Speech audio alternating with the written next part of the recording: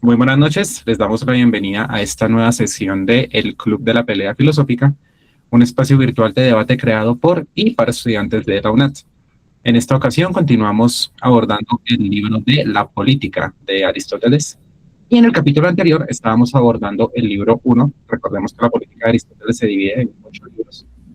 Y en el capítulo pasado estuvimos teniendo un debate bastante álgido acerca de lo que es quizá el tema más controversial del primer libro de la política, y es la naturaleza de la esclavitud.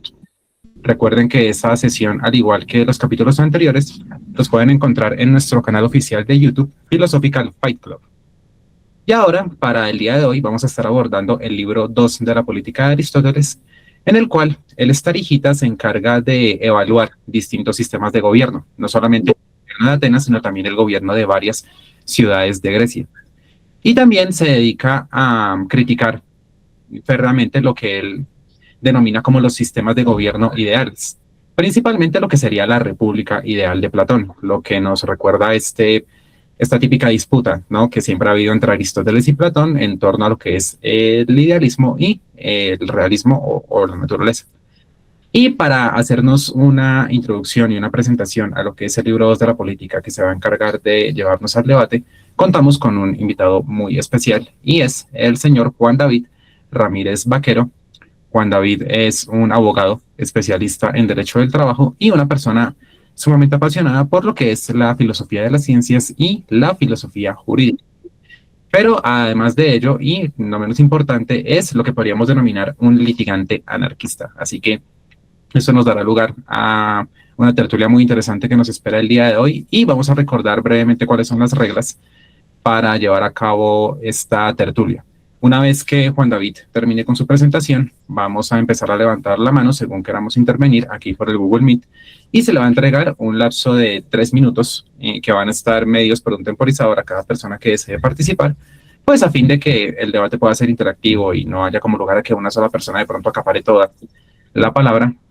Una vez que termina el conteo del temporizador, se escucha una alarma, pues que nos indicará cuando ya haya terminado el tiempo de la intervención. Y pues nada, sin más preámbulos, te doy completamente la palabra, Juan David, y arranca cuando quieras. Muchas gracias, Sebastián. Bueno, como bien Sebastián lo dijo, yo soy abogado, especialista en Derecho del Trabajo. Tengo pues cierta inclinación y gusto por la lectura de filosofía analítica, filosofía de la ciencia, pero también filosofía jurídica en toda su multiplicidad, en toda su variedad.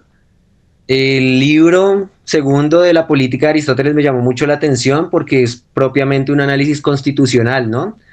Él analiza constituciones, hace una serie de comparaciones de derecho, bueno, hace un análisis de derecho comparativo, ¿no? Lo que llamamos hoy día derecho comparado, y es tomar la legislación de un país y compararla con otra, a ver en qué se parecen, en qué difieren, si una ha destacado por ciertos aspectos, si una se destaca por aspectos negativos también. Me parece fundamental que sigue la línea del primer capítulo respecto a la naturaleza humana, ¿no? Él mantiene pues ese esencialismo de la naturaleza de los esclavos, de la naturaleza humana de los esclavos, del papel de la mujer también en la sociedad. eh, pues parece que deja muy claro esas diferencias entre hombres y mujeres, y continúa con esa línea respecto al orden de las sociedades, a cómo se ordenan las sociedades, cómo se gobiernan, y respecto a ese orden que pues eh, definen las sociedades en sus constituciones, que es la parte más importante y que obedece a la realidad de las poblaciones y a la realidad del territorio. Sigue con la línea de cómo se van a organizar, de cuál es precisamente ese gobierno o esa organización política, por decirlo así, más beneficiosa según a cada sociedad. Igual no da una razón unívoca, no dice esta u otra es mejor que aquella, sino que va dando una línea en la que desde que sean sociedades que funcionen, pues va a estar bien.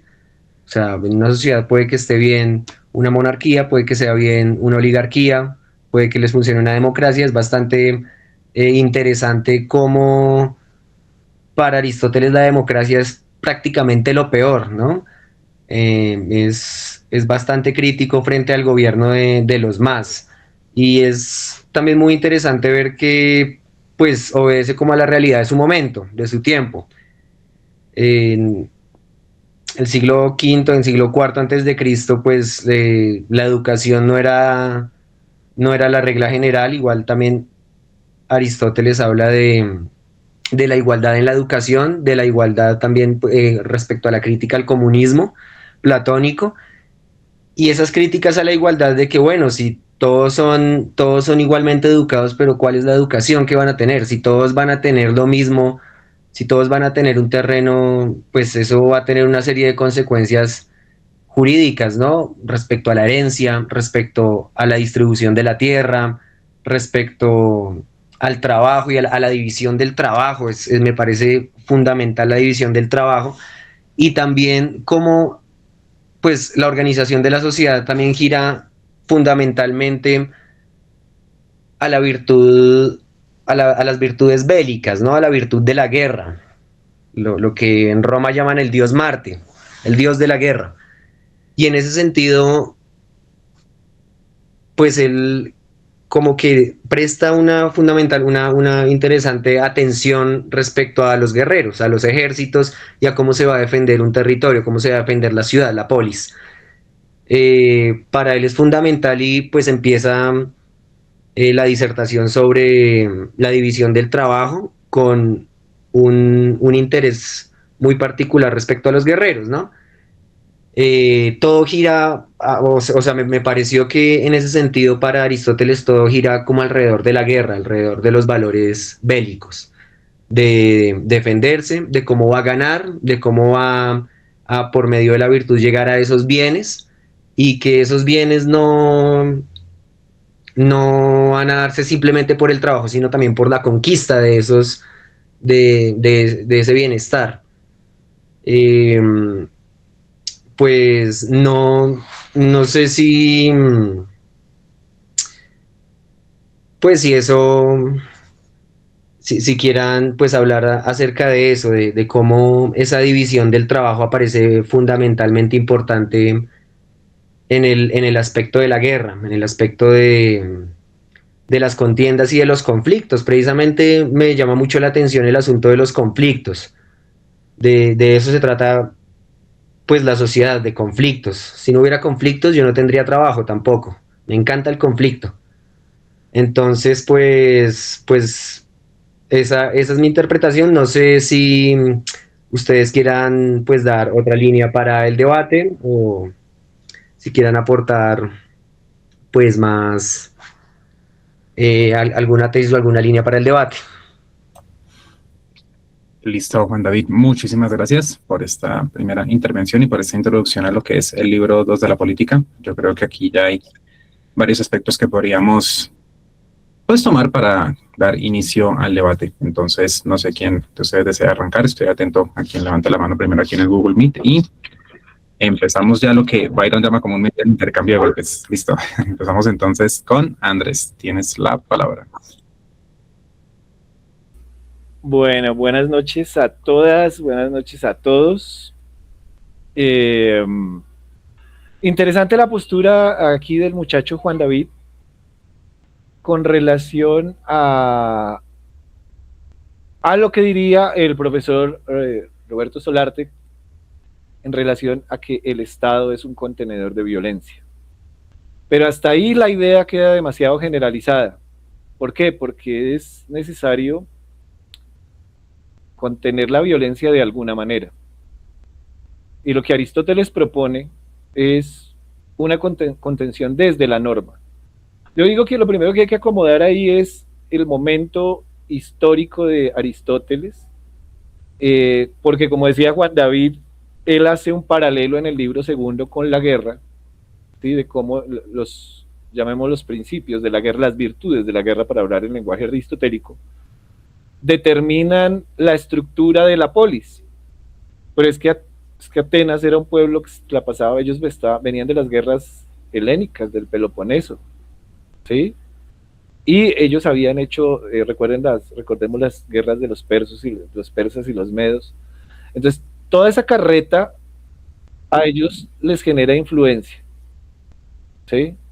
Es una sociedad enteramente violenta que su formación, la manera de educarse es una manera de educarse para la violencia.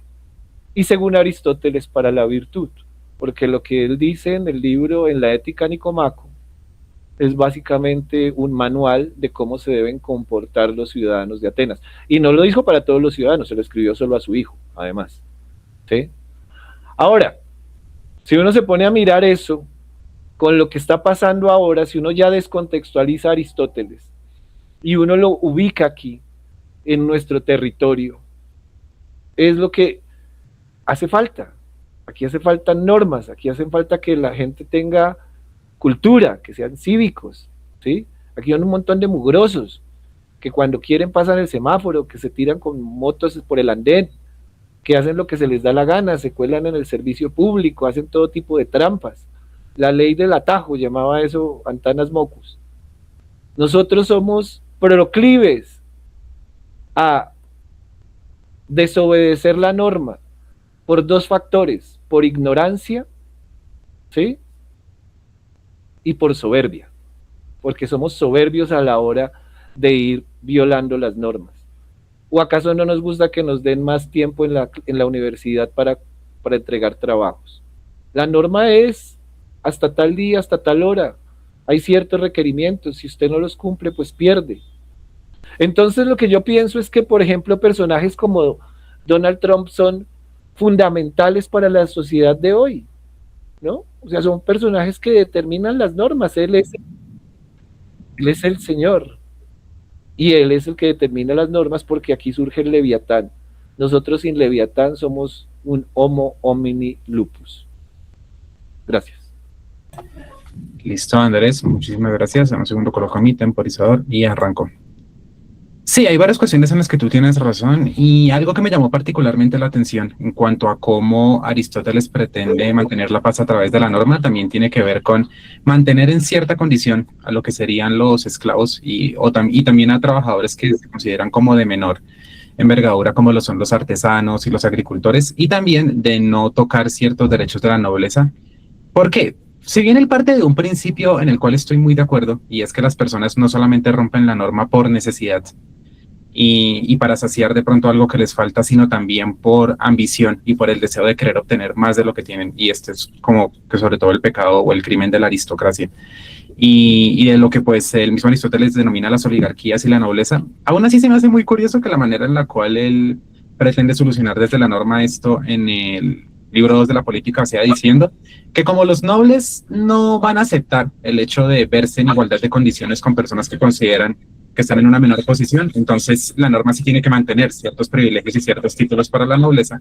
Sí, o sea, que el noble no deje de sentirse o de ser noble hasta cierto punto, y mientras se mantenga protegida su posición, esa es la forma legal en la cual se va a mantener contenido y no va a cometer injusticias. Y del mismo modo, cuando se refiere ya a la parte de los esclavos, de los agricultores y de la gente que está abajo, ¿me puedes dar una cosa? Entonces, ya no se habla de quienes, ya no se habla de ellos en el sentido de garantizar por ciertas normas que tengan alguna necesidad descubierta, sino más bien que no puedan hacerlo. O sea, el mismo Aristóteles dice, o sea, la idea de los que están abajo es que no puedan. Sí, o sea, que no tengan el poder de llegar a sublevarse o de llegar a romper la norma. O sea, en el caso de los nobles, que sus derechos o sus títulos o esto que garantiza la distinción que hay entre ellos y lo que sería la plebe no se toque, y que por el lado de los esclavos garantizar a través de la norma que no puedan, o sea, que no tengan la capacidad de poder sublevarse o de poder atentar contra el Estado. Entonces me parece una cuestión, o sea, una forma muy curiosa, ¿no?, en la que busca Aristóteles a partir de la norma proteger estos derechos, y también cuando hace la crítica de lo que sería el modelo de sociedad, digamos, ideal de Platón, ¿no?, principalmente el comunismo.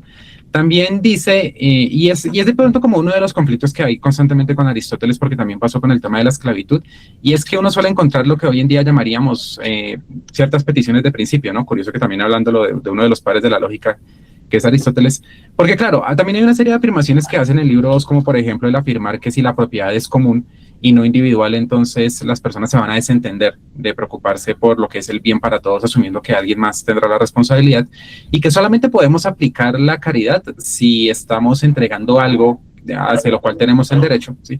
Y que, y que no tenemos la capacidad, digamos, si vemos que en una relación trabajo-beneficio hay personas que se benefician sin obtener ese trabajo, no tendremos la capacidad, digamos, de asumir eso como algo justo y por tanto, de, no sé, de asumir un tipo de modelo pública más horizontal, que es lo que dice Platón, ¿no?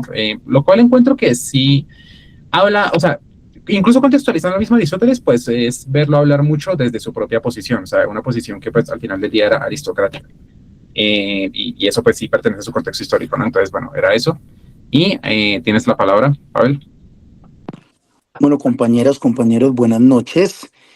Pues muy interesante el tema y pues yo sigo sosteniendo como una petición de principio de contexto etimológico, conceptual, frente a la fragilidad de abordar un libro cuando el libro de muchas formas se excluye de la discusión central.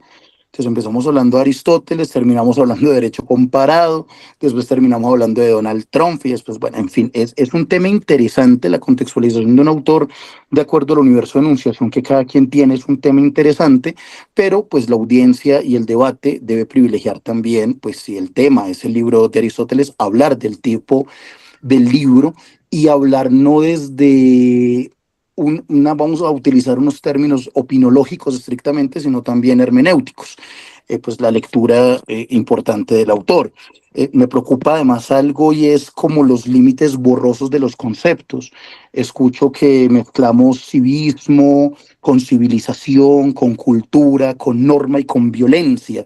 Muchas veces en la enunciación parece que todo perteneciera a una misma estela de sinónimos y pues eso también es complicado, sobre todo cuando estamos haciendo una revisión conceptual. Bueno, del libro hay algunas cosas que decir. Primero que todo, el por qué se distancia de Platón de la noción de borrar las diferencias entre los miembros, y eso pues hay que recordar que Aristóteles es un teleologista. Él tiene una intención que es la teleología de la polis. En el libro 2 él va a hablar de que ese orden, pues para sostenerse, ahí un poco lo que decían ahorita, pues debe suscribirse unas normas, porque borrar la pluralidad de soslayo de alguna forma también vuelve insostenible una noción de comunidad colectiva, colegiada. Por eso uno de los núcleos más importantes del libro es la crítica a la excesiva unidad de la ciudad. Hay que considerar que Aristóteles considera problemático que se quiera hacer de la polis una especie de totalidad homogénea, como cuando se radicaliza la comunidad de bienes, porque eso después se vuelve insostenible desde lo productivo, desde lo cultural, desde la misma multiplicación, crecimiento y finalidad de la ciudad. Si todo se hace de manera indistinta, se debilita además, que es un poco el punto importante de ver el argumento de Aristóteles, se debilita como es la responsabilidad concreta, ¿sí? Se despersonaliza el cuidado, se acaban los vínculos éticos. Lo común paradójicamente puede terminar siendo descuidado precisamente porque lo común desaparece, se vuelve una tierra de nadie. En este sentido, el libro de Aristóteles habla de una tesis de que la ciudad es multiplicidad pero organizada. O sea, primero no borra ese tema de la diferencia y de la pluralidad, que es muy peligroso hablar de borrar en comunidades humanas porque es donde se exacerba la violencia. Entonces, no puedo, el primer punto importante de Aristóteles es que hablamos de que una ciudad, y además yo creo que en eso es casi que indiscutible, no es una función indiferenciada. La polis, por supuesto, requiere una unidad, pero una unidad proporcional, sin que anule la diversidad. Bueno, eso pues como una primera intervención, es que el tiempo es corto y ahorita también me llamó poderosamente la atención que hayan hablado de Aristóteles como belicista. Creo que eso también tiene unos matices que sería interesante tratar. Listo, muchísimas gracias, Pavel. Andrés, tienes la palabra. Pero tantico que estaba tomando tinto. Oye, saludando a Pavel y a todos. Otra vez. Bueno, pille. Dejemos el referente de Donald Trump quieto para no hacer la contextualización y me parece interesante orientarlo hacia el proceso hermenéutico que dice Pavel. Primero, yo ahí aportaría con relación a Pavel el tema de que Aristóteles primero tiene en cuenta el tema de los arcaicos. Es decir, los arcaicos se reunían en Megalópolis porque era una gran congregación de pequeños estados y desde ahí determinaban las normas. Continuando con lo que venía diciendo al principio, cuando estaba en la primera postura, con relación a lo que el Estado es un contenedor de la violencia, para que ahora Pavel, que espero que prosiga. La manera en la que el Estado determina la violencia, en Aristóteles, para mí, está dada en los procesos de educación, en los procesos de la formación de la virtud. Es decir, es una virtud hegeliana, es decir, adelantándose un montón de tiempo, porque es una virtud del amo y el esclavo, que se da en la relación del amo y el esclavo.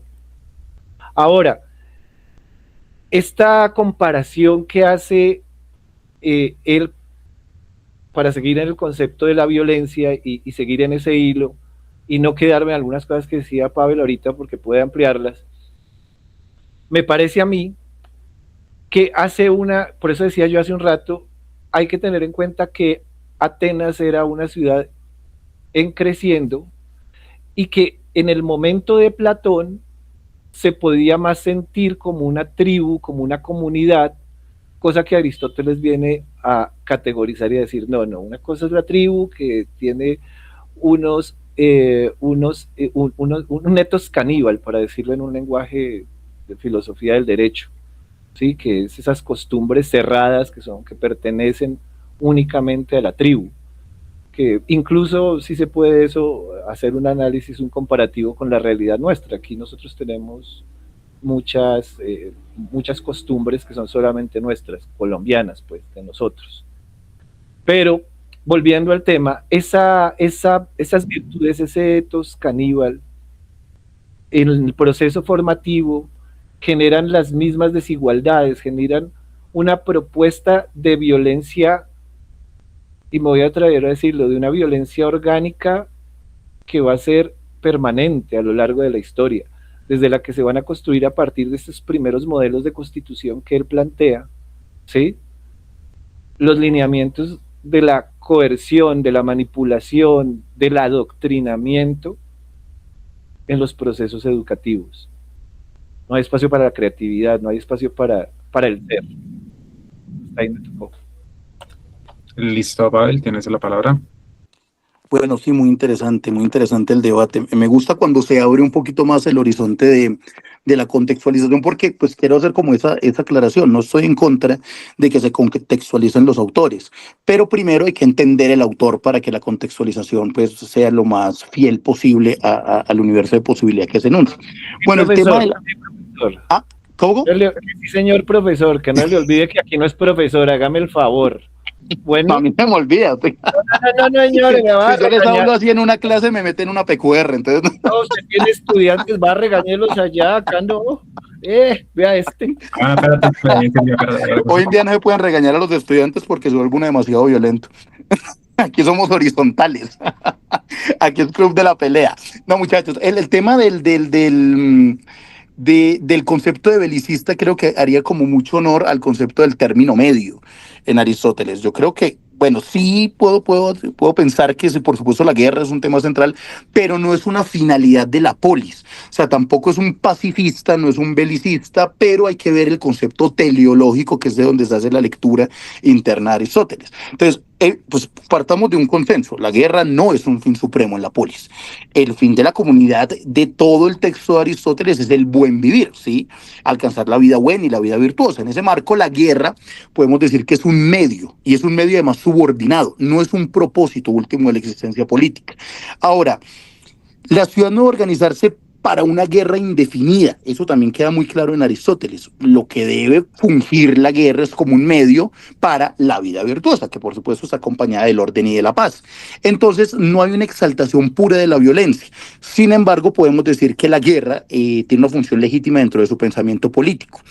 Es necesario en algunos casos, pues eso lo pudimos leer todos, por ejemplo, para defender la ciudad. Aquí también hay que hacer una distinción importante entre la esclavitud. Recuerden que hay esclavos, porque pues digamos que es la teleología de ciertos ciudadanos en la polis, pero también hay esclavos, ¿cómo es que les dice? Convencionados. No me acuerdo de la palabra es esa. Pero sí, aquellos esclavos que caen producto de otros pueblos, de personas que teleológicamente no tenían la condición de esclavos, y es otra forma de esclavitud que la guerra pues previene que suceda. Entonces hay unos presupuestos hoy problemáticos para juzgar a quien él supere, pues obviamente lo hemos dicho muchas veces, a quien naturalmente debe ser dominado y quien no. Pero la guerra también paradójicamente en Aristóteles termina siendo un artilugio para defenderse de cierta forma de esclavitud. Entonces ahí es donde yo creo que aparece un costado duro de su filosofía, porque su concepción del orden político está atravesada por jerarquías, jerarquías que yo creo que aún vivimos. Yo creo que también hay que pensar el tema de la norma, de la constitución, de la enunciación de las normas, así hablemos de Estado de Derecho. Yo creo que pues el tema normativo tiene que ver un poco, y ahí también hago la extrapolación, un poco Weber, el monopolio de la violencia por parte del Estado, las guerras que surgen a partir de la defensa del derecho natural y el derecho positivo, entonces el derecho del Estado, pero aquellos que esgrimen por la violencia porque no son escuchados lo que consideran como su derecho. Entonces el tema de la jerarquía también como un regulador, que era un poco lo que hablábamos hace un momento, y que pues de muchas formas es polémico porque es el imperio de la fuerza. Entonces la respuesta más justa, yo creo que en Aristóteles, es que pues concluyamos que la guerra no es un ideal de la polis, pero sí era un instrumento legítimo para preservar el orden político, y de alguna forma era bueno, el resorte, la cama de la vida buena. No es una exaltación épica de la guerra, pero sí la integra en una visión política donde la fuerza tiene un lugar funcional y por supuesto hace parte del gran engranaje teleológico de la violencia. Entonces quería como hacer un poco de eso, porque sí, no se puede negar que habla de la guerra, pero tampoco es un concepto tipo Pax Romana, que es la eliminación del otro para la conservación de la paz a partir de la imposición de la voz del más fuerte, sino que es un concepto que quizá hunde más sus raíces en el hecho de que preservar el orden teleológico de la polis también debe tener como medio la defensa de la polis. Listo, Pavel, muchísimas gracias. Silvia, tienes la palabra. Hola, ¿me escuchan? Sí, se escuchaba perfecto. Listo. No, yo voy a hacer una acotación muy breve, realmente. Quiero empezar. Me parece un poco contradictorio cuando Andrés, en su profundo sentimiento trompista, critica la falta de respeto hacia la norma, pero no respeta a sus superiores. Yo creo que habría que pensarse un poco el tema de la disciplina. Me preocupa. Pero bueno, yo sí creo que es importante, como dice Pavel, el hecho de contextualizar bien a los autores, porque de cualquier manera hicieron parte de un contexto histórico. Entonces, claro, también nos salimos un poco de ellos para intentar analizar nuestro propio contexto, pero podemos caer, digamos, en una suerte de anacronismos. Entonces hay que tener un poco de cuidado allí, ¿no? También porque Aristóteles, quizá en la política más que en la metafísica, o puede que me esté equivocando, se puede evidenciar un poco más su crítica a Platón, ¿no? Aristóteles también está haciendo un análisis de lo que fue la República de Platón, por eso Pavel está hablando de lo multifuncional, porque en Platón hay una perspectiva, digamos, excesivamente vinculada a una noción de unidad del Estado y a una división de hecho que al mismo tiempo es muy rígida, ¿no? Pero también creo entender que al punto en el que quieren ir ustedes, y que es parte del propósito de este grupo, de este colectivo, que se está empezando también la violencia, más bien, no lo político, sino la violencia en sus múltiples, digamos, perspectivas, desde lo epistemológico, lo político, lo social, el pensamiento crítico. Ustedes quieren ver cómo se desenvuelve ese asunto. Entonces, hay un planteamiento clave que se hizo desde la disertación que estaba haciendo Juan David, y es el tema de la contención de la violencia desde la norma. Esto no solamente se analiza desde Aristóteles, sino que perfectamente lo podemos extrapolar al menos hasta Hegel, ¿no? Y menciono a Hegel precisamente por el hecho de que tanto Andrés como Byron están teniendo la oportunidad de asistir al seminario de Hegel. Y bueno, sobre lo que planteaba Andrés un poco, lo que estaba diciendo en su primera intervención, es una perspectiva muy moralista de la norma, pero es bastante curiosa porque al mismo tiempo es la noción que a veces tenemos de nuestros propios legisladores aún, ¿no? Una profunda juridificación del mundo de la vida, Y si es por normas, pues ni te preocupes. Colombia lo que tiene es normas y pareciera que precisamente eso es un reflejo de lo profundamente corrupto que es nuestro Estado y que son los gobiernos de turno y que somos nosotros también como ciudadanos. O sea, estar creando normas, eso realmente tampoco es que termine solucionando el asunto. Ahí hay un problema con el tema de la juridificación del mundo de la vida. Listo, muchísimas gracias, Silvia. Andrés, tienes la palabra. Bueno, una acotación ahí de 30 segundos para mis doctos sensei. El tema es, estamos, y voy a debatirlo un poquitico a Pavel ahí con relación a eso. El Club de la Pelea tiene unas reglas y es que aquí somos horizontales todos. No estoy faltando a las jerarquías académicas cuando me conecto al campus. Aquí hay una horizontalidad. Y es por eso que sería este Club de la Pelea sin reglas. ¿Ah? Nos matamos acá todos. Bueno, y ahí voy con un poquito a lo que sostiene Pavel. No estoy tan de acuerdo que en el tema de la guerra sea la contención y el punto medio. Me parece que todo lo contrario, encuentro hasta ciertos niveles de contradicción de Aristóteles porque se va al extremo. Es que él determina, y ahí sí acompaño la idea de Silvia, de Hegel, porque era lo que sostenía en la primera intervención. Hay la manera de implementar, de adoptar, de establecer las virtudes es una postura enteramente hegeliana del amo y el esclavo, ¿sí? Bien sea el esclavo del que hace alusión Pavel, que lo vimos en el libro primero, que es el esclavo que se entrega por consecuencia de la guerra, ¿sí? Él ya tiene, como lo dijo Pavel, la guerra ya entiende que eso es, como diríamos, un daño colateral, que van a haber esclavos de la guerra. En ese mismo orden, para poder llegar, decía yo, a esas virtudes, ellos mismos construyen.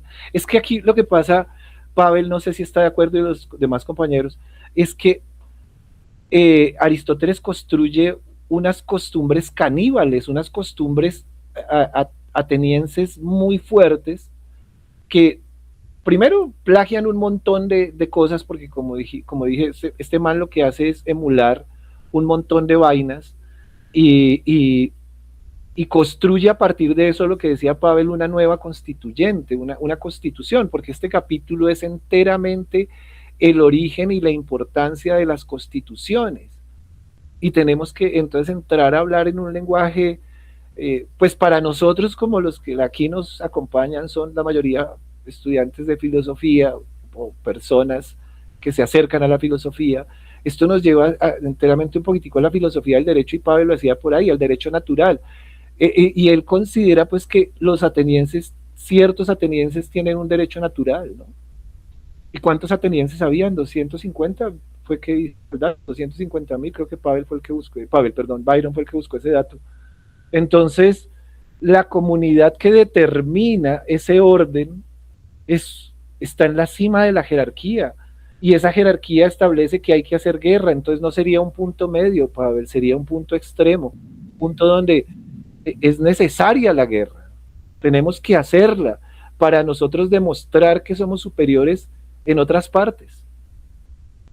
Con eso dejo ahí abierto el tema.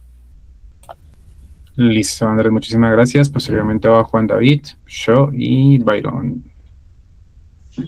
Bueno, me parece fundamental ver el orden en el que Aristóteles redacta este segundo libro, ¿no? Él empieza manifestando que, listo, en una sociedad vamos a tener cosas en común y por eso hay una comunidad, pero no todo tiene que ser común, no tienen que ser comunes las mujeres, los hijos, la tierra.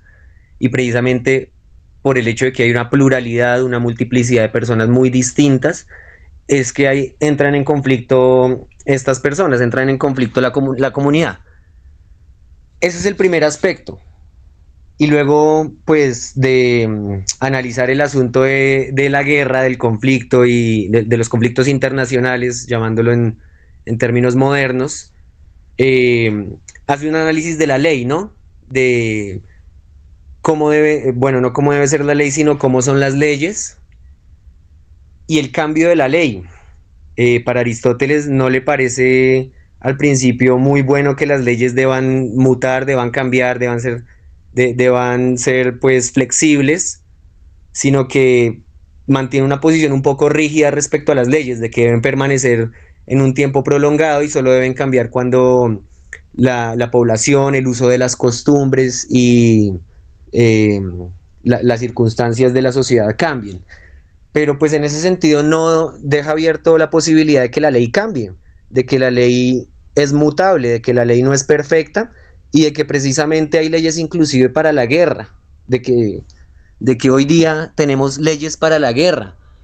No es un asunto de que la violencia y los conflictos, no, es el conflicto por el uso de la violencia.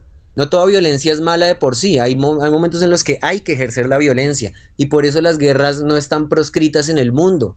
Las guerras en el mundo están humanizadas. Hay derecho de Ginebra, hay derecho de La Haya, hay derecho internacional humanitario y eso lo que hace es, bueno, intentar humanizar la guerra. Pero la guerra de por sí no es siempre mala. Hay momentos históricos donde la guerra es necesaria. Y en ese sentido, las guerras también determinan cómo va a gobernarse un pueblo para defenderse a sí mismo, cuáles son las leyes que van a tener para que esa multiplicidad de personas no vayan a hacer lo que se les dé la gana, como en los gobiernos internos que él describía, eh, pues respecto a los cargos públicos, a lo que llamamos la parte orgánica de las constituciones, de cómo se organiza la sociedad, quién está arriba, quién está abajo, quién gobierna, quién es gobernado. Y en ese sentido, pues exponía muy bien que hay cargos que son vitalicios y que no están sujetos a la ley. O sea, son personas que van actuando conforme a su voluntad, que tienen cargos públicos, pero que no están sujetos a la ley. A lo que voy es que esa multiplicidad, esa pluralidad de personas, es evidente que en la conclusión del 10º libro, la solución que da Aristóteles es precisamente la ley, estar sometidos al imperio de la ley. Y bueno, pues a eso iba, a que las leyes son mutables y pues siguiendo la línea de Andrés, me imagino que algún día por el uso de la costumbre ya no va a estar mal colarse al Transmilenio porque el Transmilenio va a ser gratis, el servicio público puede ser gratis el día que haya recursos. Entonces yo creo que el uso de las costumbres va a cambiar definitivamente las leyes del futuro. Lo que hoy nosotros condenamos, como por ejemplo la esclavitud hace más de 2000 años, yo creo que en 1 o 2 siglos no va a ser un delito. Colarse al Transmilenio no va a ser un delito en 100 años, me parece a mí. Listo, Juan David, muchísimas gracias. Byron, tienes la palabra. Sí, yo quería plantear dos cosas. La primera es justamente este elemento preponderante donde se postula un equilibrio, ¿no? Desde Aristóteles, pero justamente para una sociedad como la de Aristóteles, ¿cuál es el punto del buen vivir, ese equilibrio justo que está reclamando, que está proponiendo? Teniendo en cuenta que él ya pone de antemano lo que decía Andrés, una jerarquía, o bueno, desde el primer libro ya propone una jerarquía, amo, esclavo, mujer, hombre, padre, hijo, toda esta jerarquización de alguna forma ya va de antemano o inherente a lo que propone, desencadena cierto tipo de violencia. Muchos mencionarán que es como la organización estructural que está dándole solución a una necesidad o a un contexto, pues, del cual vive Aristóteles. Pero entonces la pregunta es para ustedes en general. Si este es el buen vivir o la propuesta del buen vivir de Aristóteles es alcanzar un estado de plenitud, pero ¿a costa de qué? Y extrapolándolo a nuestro momento histórico. Nuestro buen vivir evidentemente tiene un costo y ese costo todo el mundo lo está viendo y estamos enterados de cuáles son las consecuencias. Pero entonces no me queda claro, me queda a mí personalmente, digo, la propuesta de Aristóteles a dónde quiere llegar con eso, ¿sí? Sé que hay algunas posturas, algunos parámetros, algunas cosas que da algunas puntadas, pero deja como en el aire eso, ¿no?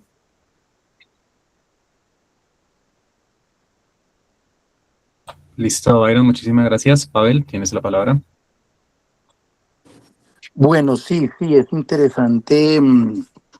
Bueno, voy a hablar de una cosa, pues, como para entrar un poco en el rol del tema de extrapolar las ideas para contextualizarlas desde pues una hermenéutica filosófica, y quiero hablar de un texto que hoy por hoy pues fue el que fundó lo que denominamos las Naciones Unidas, que creo que es un lugar muy interesante para hablar de la norma y de la guerra, del civismo y de los conflictos, entendiendo más la dimensión histórica que tiene la ONU, que es pues posterior a la Segunda Guerra Mundial y que se supone que por la vía de la norma iba a tratar de regular los conflictos internacionales. Pues ya sabemos lo que Trump ha hecho con ella en los últimos tiempos, o bueno, podamos ir más atrás, desde que pasó lo de Ucrania, lo de Taiwán y demás.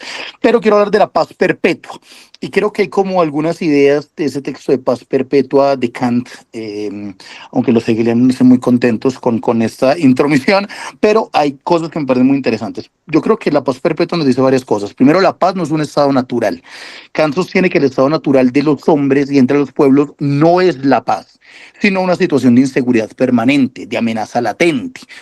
Un poco a la idea de Hobbes, pero Kant no se queda solo allí en ese homo homini lupus, precisamente porque la paz no está dada. La paz debe ser construida jurídicamente. La paz no sería en ese orden de ideas como una herencia, sino más bien hace parte de la institución que la instituye. Eso iría un poco con el argumento de Andrés. La paz, digamos como un segundo punto, la paz exige derecho, no solo buena voluntad. No hay paz por naturaleza humana, podría yo volver a reiterar, no es la voluntad, sino no es suficiente el deseo moral de no guerrear. Sí, se requieren estructuras jurídicas que regulen la convivencia. Yo creo que ese es uno de los aportes interesantes de este libro. La paz no podría depender solo de virtudes privadas, sino de un orden político cosmopolita que haga racionalmente costosa la guerra. Esa idea del cosmopolitismo sería interesante respecto al tema de la regulación de las pluralidades, y pues también hoy en día tendría sus detractores importantes. Un tercer punto para mí es que la Constitución republicana favorece la paz. Kant pues pensaba que cuando quienes deciden sobre la guerra son ciudadanos que padecerán sus consecuencias, pues se será prudente frente a ella. No hay una idealización del ser humano, perdón. Más bien confía en que ciertas formas institucionales moderan la inclinación al conflicto o mejora la resolución violenta de los conflictos. Una cuarta apunte sería que la humanidad debe pensarse en clave cosmopolita. Kant rompe con la idea de que cada estado puede vivir encerrado en sí mismo. Eso pues sería como una balcanización muy interesante. Y propone en su momento una federación de estados libres y un derecho cosmopolita mínimo. Yo creo que es un concepto que se podría seguir revisando, basado en ese concepto de la hospitalidad. Para la filosofía, el concepto de hospitalidad es capital. Además, recuerden las raíces, las cercanías y sobre todo, este tema a ustedes que les gusta la filosofía de la violencia, el tema entre hospitalidad y hostilidad. Esto con pensadores de la segunda mitad del siglo XX será pues capital para entender esto de la filosofía de la violencia. Esto podría ampliar el debate porque la superación de la guerra ya no solo dependería de los individuos que estamos razonando frente a ellos, sino a la coexistencia global. Eso podría hablar un poco de la importancia que Aristóteles le da al orden de la polis. Y por última, el conflicto es imperecedero. O sea, lo que pasa es que aquí, y otra vez yo creo que Andrés podría estar de acuerdo con esto, Kant nos habla de que el conflicto puede civilizarse. Kant no imagina una humanidad angelical, pues de hecho creo que el que hoy en día lo crea, pues sería a lo menos incauto.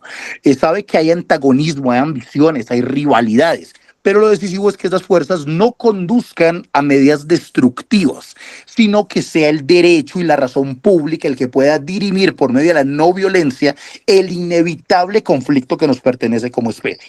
Entonces su posición es fecunda, no niega la conflictividad humana, pero tampoco la absolutiza, y ahí está la importancia de la razón y el derecho para poder mediar bajo este concepto de los conflictos.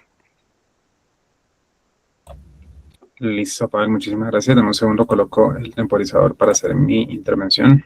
A ver.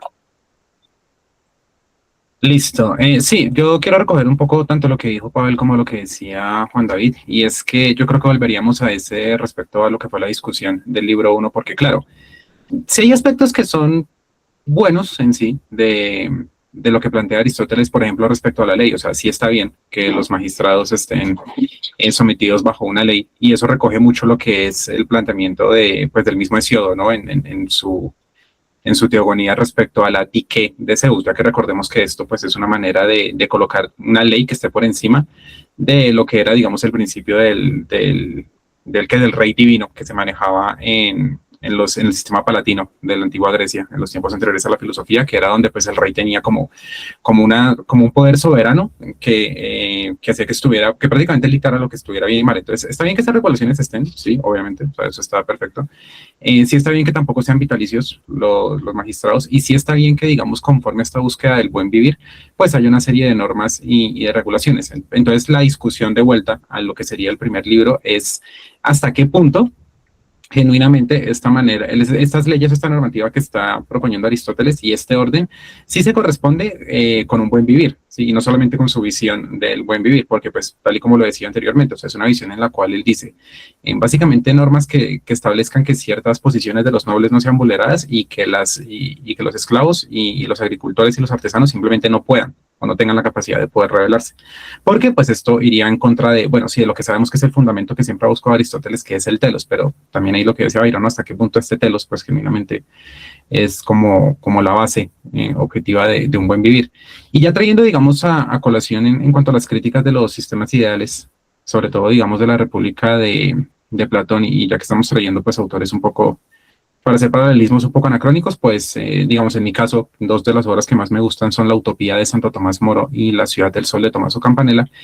Y ahí lo que se establece, digamos también, y que me lleva un poco a cuestionar lo que menciona Aristóteles, es hasta qué punto únicamente se puede conseguir, digamos, la paz y el buen vivir, y que haya, digamos, un interés de toda la comunidad por el bien de todos, con base en la propiedad privada y con base en, pues sí, en que las cosas no se vuelvan comunes, ¿no? Porque lo que plantean, digamos, un Tomás Moro o un Tommaso Campanella es que eso se puede lograr, sí planteando una horizontalidad, pero también desde una educación en las virtudes, desde una distribución del trabajo equitativa para todos, enseñando la importancia de dicho trabajo, enseñando la importancia del cuidado mutuo, enseñando la importancia de una distribución que también busque amparar a los más vulnerables, y donde digamos que hay toda una cultura que también, digamos, que da una formación hacia sus integrantes, digamos, hacia los integrantes de Utopía y de la Ciudad del Sol, pues acerca o sea, de cómo poder lograr esta búsqueda de una virtud comunal que no se base necesariamente en la propiedad privada, sino que sí puede establecerse en aquello que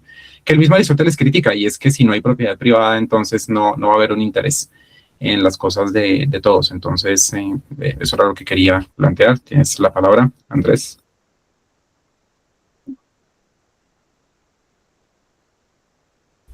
Bueno, yo no sé si están de acuerdo conmigo o no, pero me estoy dando cuenta que lo que plantea Aristóteles en esta política, antes de continuar con digamos que con la dinámica de la extrapolación, es una hermenéutica social ateniense. Él está estableciendo en las categorías, porque el tipo es el analítico de su tiempo, el tipo tenía que organizar todo, porque pues para él Platón había dejado todo como en desorden, como muy por encima, no había profundizado en determinadas cosas. Y bueno, esto obviamente, vuelvo, insisto, nos lleva a una discusión en la que el derecho tiene una implicación, es un protagonista, no es un antagonista en la filosofía. Y ese mismo concepto del protagonismo del derecho hace que sea necesaria la ley, y ahí extrapolo a Hobbes. Es que Hobbes lo que plantea en la filosofía del derecho, y un pedazo en el Leviatán, es irse en contra de John Locke, ¿sí? Del liberalismo, ¿sí? Y él lo que dice es, lo que él se pregunta es, ¿qué es lo más valioso para el hombre? Y él dice, no puede ser la vida, porque es que si lo más valioso es la vida, en el momento en que a mí me ataquen, yo voy a matar a alguien de una vez, inmediatamente voy a responder. Entonces él mismo se responde, siendo él totalitario, así no le gusta mucho, pues totalitario. El hombre se responde y dice, lo más importante para el hombre es la paz. y desde ahí construye las bases del republicanismo, ¿no?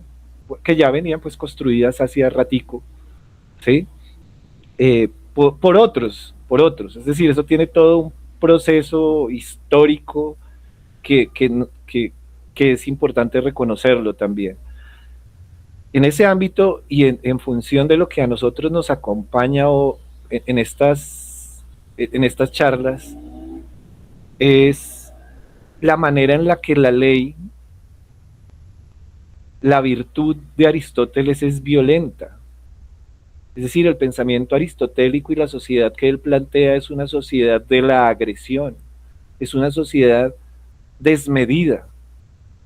Y tendría yo que preguntarme y preguntarnos, venga, ¿cómo era Atenas? O sea, todo el mundo se mataba para que estos manes tuvieran que tener que construir una constitución, pero también era una sociedad con una cosmovisión aún dependiente del Olimpo, ¿sí? Pero tal vez lo que más nos acerca a nosotros, y aquí tengo que llegar a esto, es a la realidad de ellos, que por ejemplo es planteada en obras como Antígona.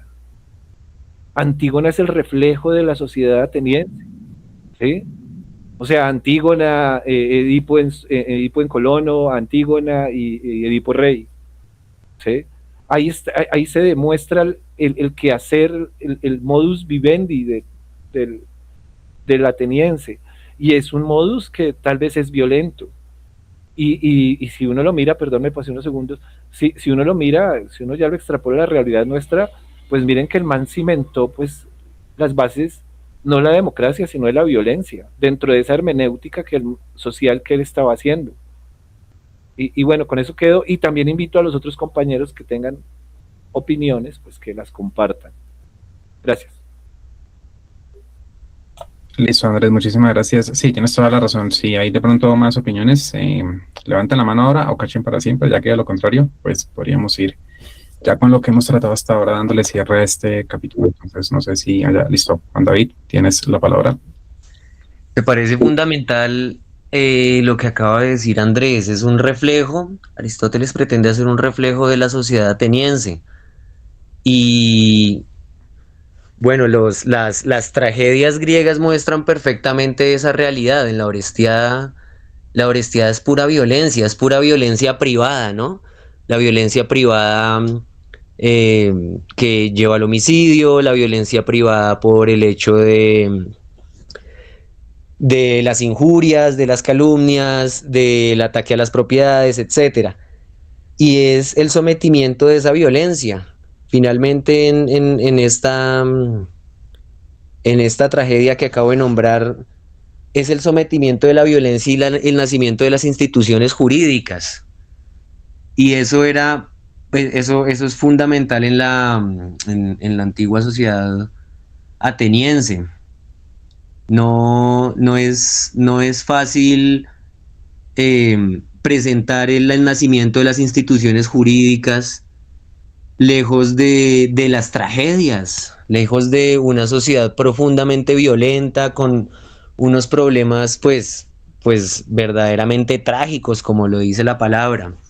Era pues simplemente eso, resaltar la importancia de esa contextualización, y pues me parece fundamental la lectura de las tragedias griegas.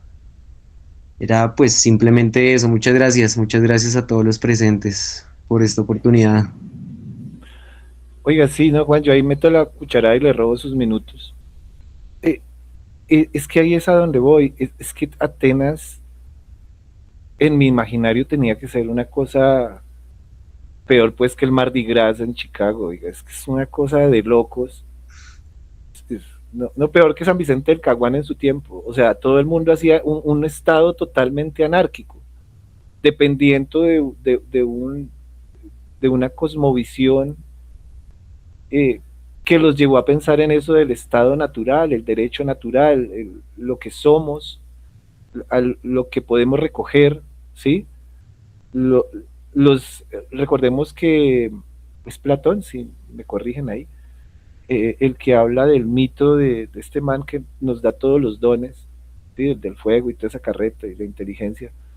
Eso es un mito que incluso se utiliza mucho en las facultades de Derecho para explicar cómo es que a nosotros nos llega ese derecho natural, a que tenemos el derecho de la razón. Y ahí es peligroso ese tema que plantea Pavel, esa extrapolación que hace hacia Kant, porque Kant es, pues, resumámoslo así, Pavel, no sé, hay como para dejarlo ahí en debate abierto, pero Kant, de todas formas, de alguna manera es el gestor de que a partir de la razón, bueno, esto lo va a venir así la escuela de Frankfurt, no lo estoy diciendo yo, sino la escuela de Frankfurt, es el gestor, pues, de las peores acciones del ser humano, de Hiroshima y Nagasaki, y de incluso de lo que se está sucediendo ahora, ¿sí? Porque tampoco es que estemos lejos, como dijo Kurosawa, ¿no? Al final de la historia, ya todos esos discursos se cayeron, pero seguimos en el mismo eje de violencia. La violencia se convirtió en un eterno retorno en el ser humano, digo yo ahí.